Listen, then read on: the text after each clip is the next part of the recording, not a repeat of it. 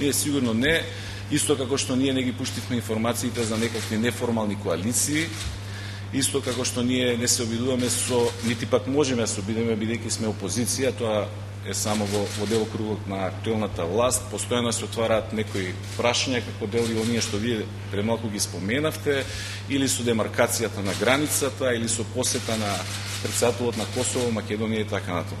Сите тие информации во јавноста доаѓаат од страна на актуелната власт, а се со цел да се говори за се друго во државата, освен за најголемите проблеми со кои што се соочуваме и како држава и како народ. Во Груевски во овој момент не гледам противник со кој што треба да се преокупирам. Нашата клучна задача, како што реков неколку пати во изминатиот период, не е да го рушиме Груевски и неговата власт.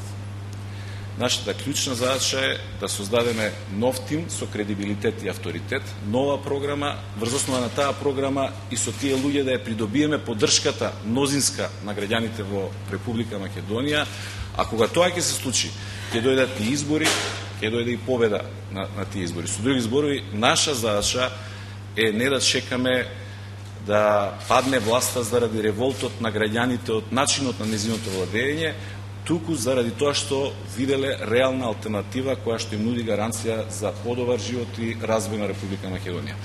Се надевам дека на следните избори, или поточно речено, убеден сум дека граѓаните нема да гласаат против, туку ќе гласаат за.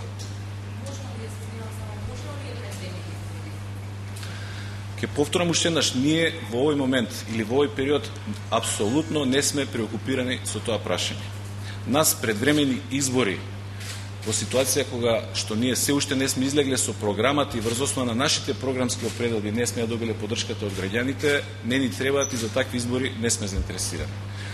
Дали се можни предвремени избори, можете да се обратите за одговор на тоа прашање до актуелната власт, таа го контролира парламентарното мнозинство. Знаете дека според Уставот единствен начин да се организираат предвремени избори е мнозинството пратеници да гласаат за.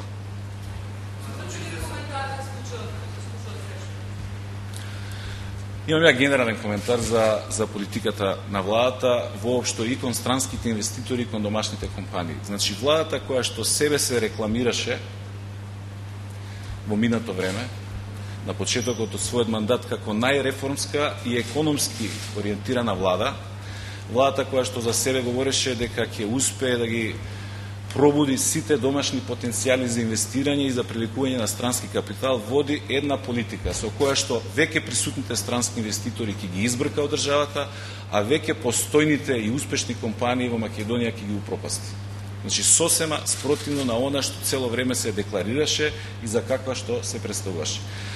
Не е проблемот само во Фершпет или во односот со Евана. Тоа се јасни пораки кон сите други компании во Македонија, без разлика дали се работи за домашен или за странски капитал. Дека ова не е период за правење бизнис во Македонија.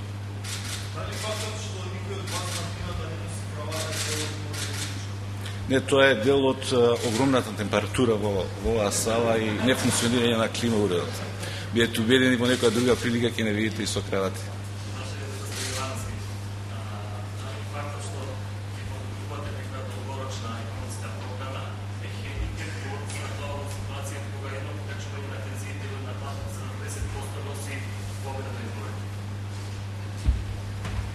Видете, јас сега не би ги дискутирал елементите на програмата, јас само дадов неколку укажувања за тоа каков ќе биде фокусот и ориентацијата на програмата.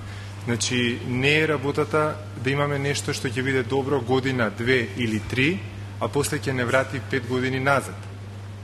Значи, ние сакаме нешто што ќе дава резултати кои што ќе бидат одржливи на долг рок. Ако нема други прашања, ви благодарам уште еднаш за присуството и се надеваме дека ќе се видиме наскоро повторно.